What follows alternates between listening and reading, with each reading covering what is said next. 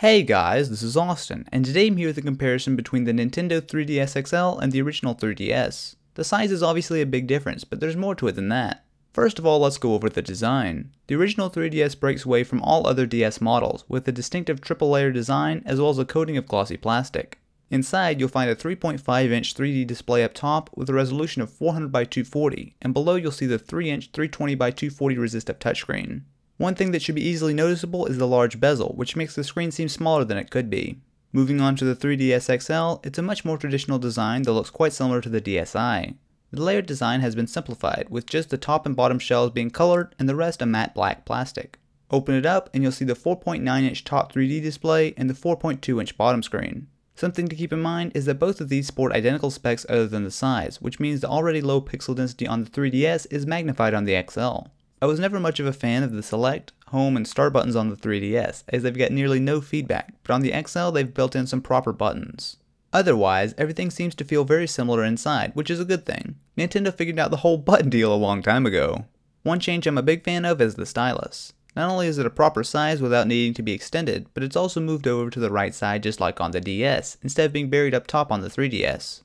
The XL comes with a 4GB SD card instead of the 2GB card from the 3DS, but on the flip side there's no charging dock, and the XL doesn't even come with a charger in some countries outside the US. Cameras on the 3DS XL and 3DS are disappointingly the same, which means you can expect VGA photos and video.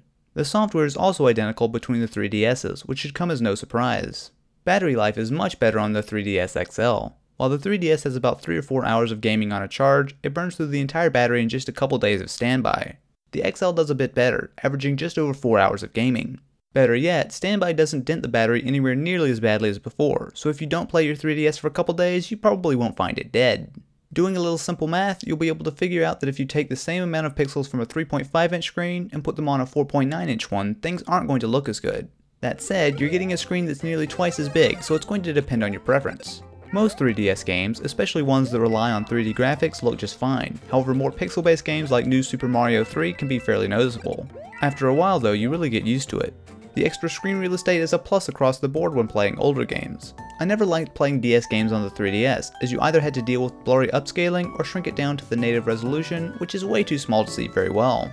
On the XL, the upscaling still is really no good, but when you hold the start or select buttons while loading the game, the overall size is a lot closer to the DS screen. Same goes for playing virtual console games. The extra screen real estate makes it a lot easier to play games without upscaling. Overall, the 3DS XL is a solid improvement. If you already own a 3DS, it's probably not enough to get you to upgrade unless you have to have the larger screen, but if you're looking to buy your first 3DS, the XL is the one to go for. For more 3DS XL coverage, feel free to check out the unboxing and full review here. If you enjoyed, be sure to leave a thumbs up, and if you're interested in more videos like this, be sure to subscribe.